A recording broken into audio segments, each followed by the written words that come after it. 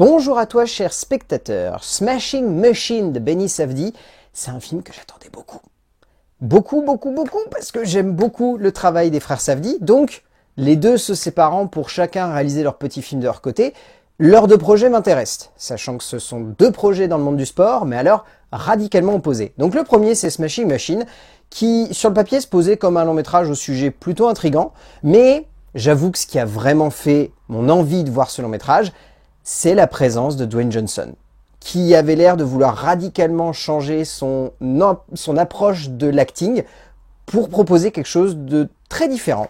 Donc, son association avec Benny Safdie m'intéressait beaucoup. Le résumé pour faire simple, Mark Kerr est une légende du free fight, un de ces hommes qui a fait la noblesse de ce sport et surtout sa popularité dans le monde.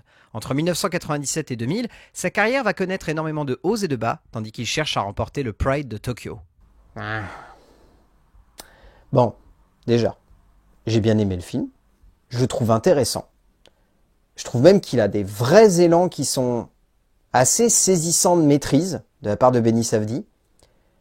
Mais de manière globale, j'ai un peu du mal à vraiment comprendre ce qu'il a voulu évoquer. Je vois la trajectoire du personnage qu'il a voulu donner, et je vois l'idée qu'il a eu envie de véhiculer au travers du parcours de ce héros qui est quand même assez atypique. En plus, avec une dramaturgie bien limitée, bien segmentée, mais qui pour autant permet au spectateur de bien se situer et de voir à peu près dans quelle direction il doit aller. Donc la base est intéressante. Et je trouve, au-delà de ça, que les personnages sont très bien construits. Mais d'un point de vue dramatique, on va pas se mentir, il raconte pas grand-chose. Et c'est un peu déstabilisant. C'est-à-dire que le film a la fâcheuse tendance à se répéter. Et quand je dis se répéter, c'est pas un peu se répéter. C'est raconter constamment les mêmes rencontres, les mêmes histoires, et à pas vraiment faire avancer le personnage.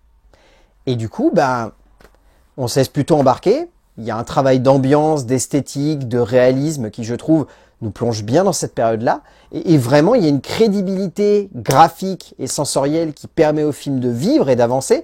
Donc ça, c'est réellement ce qui sauve le film, avec les interprétations. Mais c'est un peu difficile de voir où Benny Safdie a réellement envie de nous embarquer, avec un film où, à la fin, on ressort en se disant « le message est un peu flou, quoi ». Les figures du monde du sport fascinent, et ont toujours fasciné, même les auteurs de cinéma. Et on sent que depuis quelque temps, ce qui les fascine, ce sont surtout ces instants de doute, de remise en question de leur sport, de leur vie, mais aussi de leur philosophie, pouvant les amener dans des recoins sombres de l'âme humaine. Benny Safdie, pour sa première réalisation sans son frère, nous offre un métrage déséquilibré, que ce soit dans son fond comme dans sa forme, le cinéaste américain cherchant à offrir un film rendant aussi bien hommage à la figure sportive de Kerr que de peindre la complexité d'un humain dont la vie intime n'a cessé de retranscrire sa carrière sportive et professionnelle. En termes d'écriture, Benny Safdie donc a choisi de nous raconter la période 97-2000 de Mark Kerr. Ce qui est plutôt une idée intéressante parce que visiblement il s'est passé beaucoup de choses dans cette période-là qui sont intéressantes à traiter, notamment le fait qu'il soit rendu au Japon pour participer à la Pride, qui n'est pas celle que vous pensez, c'est un combat de MMA un peu plus classique, ça n'a rien à voir avec la Pride comme on peut l'imaginer en France, mais au travers de ça, ce qu'il a voulu évoquer, c'est le parcours d'un héros qui dans un laps de temps de sa vie bien concret, s'est retrouvé à se poser la question de est-ce que je peux perdre? Donc ça, c'est la base dramatique du film. L'histoire, c'est celle d'un mec qui apprend du jour au lendemain qu'il est capable de perdre et qui remet complètement son parcours sportif et humain à cause de ça. Donc cette base-là, d'un point de vue dramatique, est intéressante. C'est-à-dire qu'à partir du moment où elle est posée, on se dit « Ah tiens, le film a envie de questionner un personnage qui est limite iconisé comme une espèce de figure mythologique par le biais de cette posture et de cette puissance, et par le biais aussi de son parcours sportif et de son impact culturel. Donc cette base-là est intéressante. Et mon souci, c'est que Benny Safdie, il pose ça, et ensuite il veut nous montrer des relations de personnages. Alors pourquoi pas, c'est plutôt bien structuré durant une majorité de son temps, et je trouve ça assez intéressant. Notamment le travail des dialogues, qui pour moi est plutôt crédible et arrive à donner un petit peu de corps à tout ce qui se déroule devant nous. Le problème, c'est que derrière, la narration fait beaucoup d'allers-retours. Et quand je dis beaucoup d'allers-retours, c'est-à-dire que réellement, il y a des moments où j'étais en train de me dire, la vache, niveau empreinte carbone, c'était pas fou à l'époque quand même. Hein.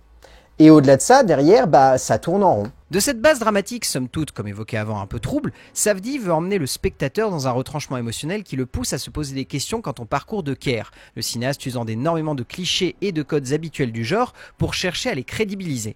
Que ce soit avec la drogue, les relations amoureuses, le parcours sportif de Kerr, le cinéaste veut faire en sorte que sa dramaturgie joue la carte du rise and fall à fond, mais emmène ce cheminement classique dans une structure plus accrochée à la réalité d'un drame humain, se jouant constamment dans le fond d'un vestiaire ou dans la pénombre d'un salon privé. En termes de mise en scène, de ce point de vue-là, Benny Safdie, il a réellement réussi à construire un film qui me plonge dans cette période-là. Je trouve que visuellement, il y a une patine, il y a un travail de l'esthétique, du montage, du réalisme, de la plongée réellement immersive dans ces combats qui fonctionne extrêmement bien. Réellement, pour le coup, je pense qu'il a voulu faire en sorte que le spectateur ne se pose pas de questions en termes d'esthétique et de ce point de vue-là, ça fonctionne. Ça fonctionne certainement aussi parce qu'il s'occupe du montage et du coup qu'il y a une espèce de continuité créative ultra cohérente du début à la fin du film qui font qu'on sent que c'est un mec qui dirige son long métrage du point A au point Z et qui lui donne vraiment l'image qu'il a envie d'avoir. Donc pour le coup, c'est réellement un film qui est habité par un auteur qui a envie de nous plonger dans son univers et de nous faire ressentir de façon hyper crédible à quel point ces combats-là, c'est pas certains combats de MMA que peut-être on peut voir aujourd'hui où on a parfois un peu l'impression que certes, c'est sanglant, mais il n'y a pas cette crédibilité qu'on ressent là. Et pour le coup, réussir à faire ça au cinéma, chapeau. Parce que c'est pas simple. Au cinéma, réussir à amener une crédibilité qui nous fasse oublier qu'on est en train de regarder un film, il y a peu d'auteurs qui peuvent se targuer de réellement réussir à faire ça de A à Z. Et là, pour le coup, je trouve que Benny Safdie a réussi à toucher du bout du doigt cette conception-là et à faire en sorte que ça soit ce qui habite sa conception de la scénographie. Et pour le coup, les combats sont une parfaite démonstration de ça, mais les engueulades aussi. Les engueulades sont hyper crédibles. Je trouve que dans son travail de longueur et de durée des plans, il arrive à faire en sorte que ses acteurs soient habités par la colère et du coup pousse ça extrêmement loin. Et ça m'a vraiment plongé dans ce récit. Alors qu'à certains moments, j'étais en train de me dire, ouais bon, c'est des gens qui s'engueulent, je m'en fous un peu. Et pour autant, il joue bien avec ça. Il y a même des moments où il se permet d'amener des scènes de dispute de façon presque burlesque. Il y a une scène de dispute dans un jardin que j'ai trouvé à mourir de rire. Alors que pour autant, ça parle de couper les bouts qui dépasseraient d'un cactus. Mais c'est très bien construit. Au fond, Safdie sait comment faire de son esthétique un bon moyen d'immerger le spectateur dans une narration classique, mais qui sonne comme immersive, comme intense, comme prenante, que ce soit par le jeu autour des personnages, par la manière avec laquelle leurs relations sont construites et développées, ou dans la logique de les amener à l'écran. Que ce soit dans la longueur des plans, que ce soit dans la manière de diriger ses acteurs, de plonger le spectateur dans cette période par un réalisme des décors et de la lumière qui impressionne, on sent que le cinéaste veut faire de sa mise en scène un bon moyen pour le spectateur de se plonger dans cette période et d'oublier certaines facilités de composition. En termes de casting, indéniablement celui-ci fonctionne du feu de Dieu. Pour les acteurs secondaires qui m'ont le plus marqué, on peut citer Ryan Bader qui est vraiment excellent, Bas Rutten dans son propre rôle qui est très très cool et très charismatique, j'ai trouvé vraiment efficace. On peut citer Oleksandr Usyk dans le rôle d'Igor qui est par moments extrêmement charismatique alors qu'il a un personnage qui pourrait sonner comme hyper caricatural mais ça n'est pas le cas. Il faut citer également Emily Blunt qui est très très impressionnante dans un rôle où on aurait pu facilement imaginer une caricature extravagante et pas du tout attachante, mais qu'elle arrive à rendre très juste, très crédible et très subtile. Et surtout, je pense pas qu'il aura un Oscar, mais sa prestation est vraiment impressionnante parce que pour le coup, on sent que l'acteur principal de son métrage a voulu se plonger dans la peau de Mark Kerr, a réussi à toucher du doigt certaines de ses mimiques de façon très juste. Si vous allez regarder ensuite, après avoir vu le film, des vidéos ou des interviews de Mark Kerr, vous allez sentir qu'il y a un petit truc qu'il a réussi à capter. Mais ouais, moi il m'a impressionné. Au-delà de la plastique faciale qu'il a réussi à faire avec les prothésistes du film, il y a quelque chose de crédible ici. Dwayne Johnson est tout simplement impressionnant dans son film. On sent que l'acteur avait non seulement envie de rendre hommage à la figure de Mark Kerr, mais également de créer un protagoniste qui se joue aussi de l'icône, connu ou non des amateurs de MMA. Au bout du compte, Smashing Machine, alors, c'est un poil décevant par rapport à ce que j'attendais. Pour autant, je trouve que c'est un film qui regorge de plein de choses qui sont vraiment réussies. C'est un film qui est impressionnant en termes de mise en scène, c'est un film qui fonctionne du feu de Dieu par le biais notamment des interprétations des différents acteurs qui pour moi sont parfaits du début à la fin. C'est un film qui est crédible, intense, prenant, mais c'est trop long. Et il y a des moments où on pourrait se demander s'il n'y a pas quelques instants qui mériteraient d'être coupés. Honnêtement, je pense que si c'était un film qui avait duré 1h40, qui aurait été plus synthétique, plus direct et plus clair avec ce qu'il a envie de traiter, ça aurait été plus juste. Mais en tant que tel, Smashing Machine de Benny Safdie, ça reste un film cool que je vous conseille quand même de voir en salle, peut-être même rien que pour l'interprétation de Dwayne The Rock Johnson qui est quand même vraiment hallucinant du début à la fin.